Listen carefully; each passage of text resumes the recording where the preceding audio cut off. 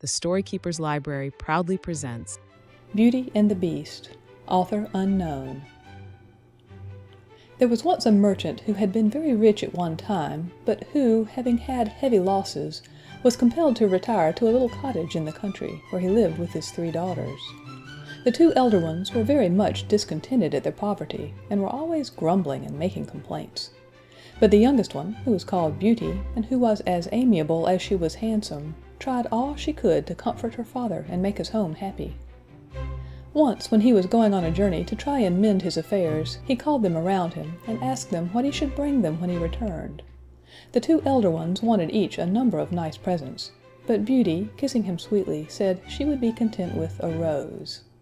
So, when the merchant was on his way back, he came to an elegant garden, of which the gate stood open, and thinking of Beauty's rose, he went in, and plucking a beautiful one, prepared to proceed on his journey. As he turned to go, he saw a hideous beast coming toward him, armed with a sword. This terrible creature reproached him for stealing his flowers, of which he was very choice, and threatened to kill him on the spot. The merchant begged for his life, and said that he had only taken a single one to please his daughter Beauty. On this, the beast said gruffly, "Well, I will let you off, if you will bring one of your daughters here in your place, but she must come here willingly, and meanwhile you may stay and rest in my palace until tomorrow." But as you well may believe, the poor father did not feel much like eating or sleeping, although everything was done for his comfort, and in the morning the beast sent him home upon a beautiful horse. But though the birds sang around him, and the sun shone brightly, and all nature was smiling on his path, the heart of the poor merchant was heavy when he thought of his beloved daughters. When he came near his home, his children came forth to meet him, but seeing the sadness of his face, and his eyes filled with tears, they asked him the cause of his trouble. Giving the rose to Beauty, he told her all. The 2 elder sisters laid all the blame upon Beauty, who cried bitterly, and said that as she was the cause of her father's misfortune, she alone must suffer for it, and was quite willing to go. So Beauty got ready for the journey at once. The father, who meant to return to the beast himself after embracing his children, tried to dissuade her, but in vain, and so the 2 set out together for the beast's palace, much to the secret joy of the envious sisters. When they arrived at the palace, the doors opened of themselves, sweet music was heard, and they found an elegant supper prepared. As soon as they had refreshed themselves, the beast entered, and said in a mild tone, "Beauty, did you come here willingly to take the place of your father?"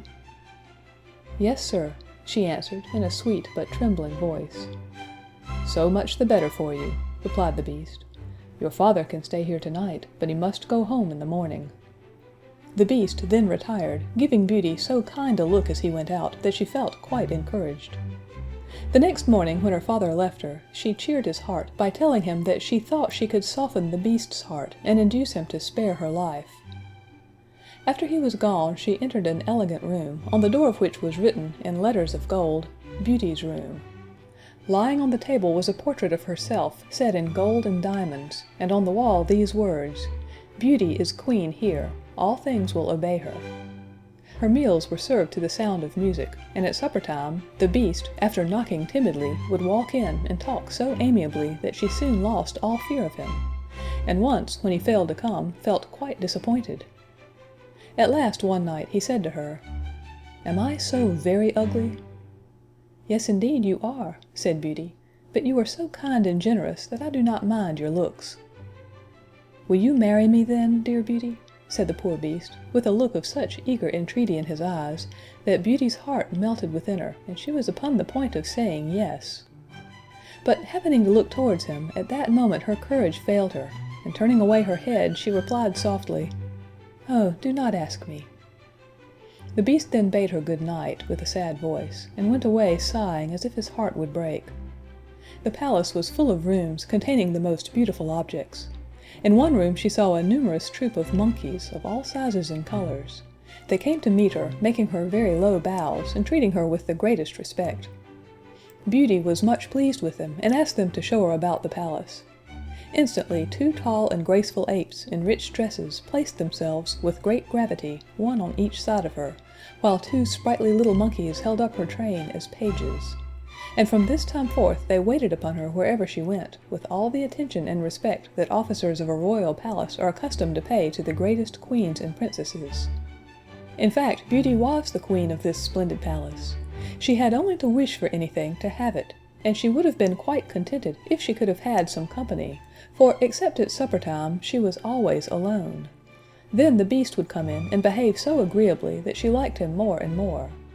And when he would say to her, "Dear Beauty, will you marry me?" in his soft and tender way, she could hardly find it in her heart to refuse him.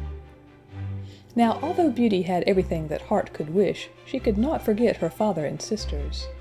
At last, one evening she begged so hard to go home for a visit that the Beast consented to her wish, on her promising not to stay more than 2 months. He then gave her a ring, telling her to place it on her dressing table when she wished either to go or return, and showed her a wardrobe filled with the most elegant clothes, as well as a quantity of splendid presents for her father and sisters. The poor Beast was more sad than ever after he had given his consent to her absence. It seemed to him as if he could not look at her enough, nor muster courage to leave her. She tried to cheer him, saying, "Be of good heart, Beauty will soon return," but nothing seemed to comfort him, and he went sadly away. Beauty felt very badly when she saw how much the poor Beast suffered. She tried, however, to dismiss him from her thoughts, and to think only of the joy of seeing her dear father and sisters on the morrow.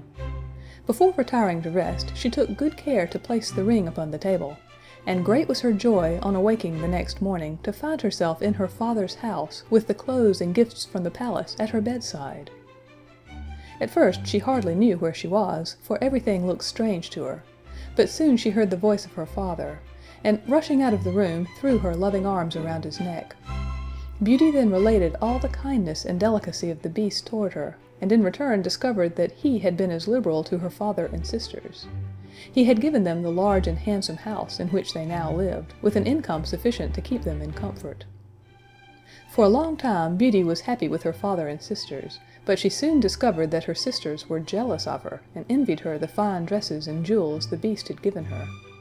She often thought tenderly of the poor Beast, alone in his palace, and as the 2 months were now over, she resolved to return to him as she had promised.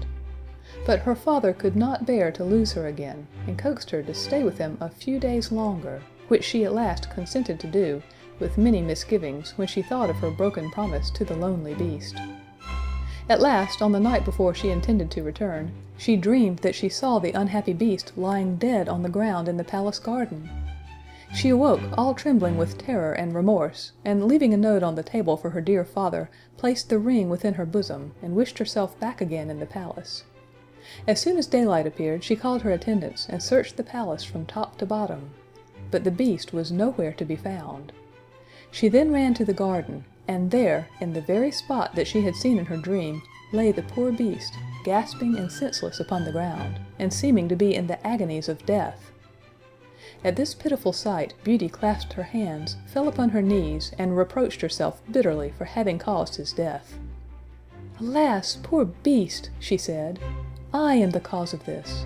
How can I ever forgive myself for my unkindness to you, who were so good and generous to me and mine, and never even reproached me for my cruelty?" She then ran to a fountain for cold water, which she sprinkled over him, her tears meanwhile falling fast upon his hideous face. In a few moments the Beast opened his eyes and said, "Now that I see you once more, I shall die contented."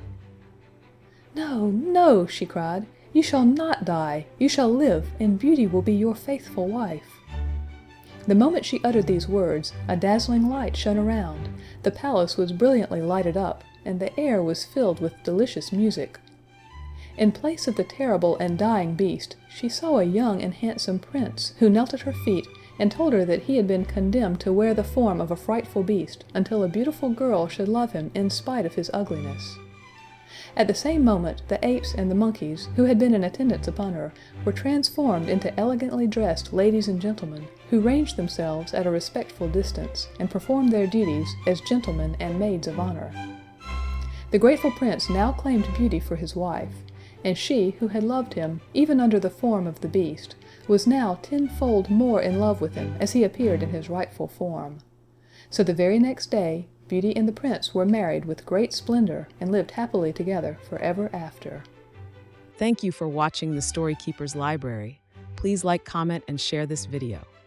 Don't forget to subscribe and turn on notifications to be the first to enjoy our latest content.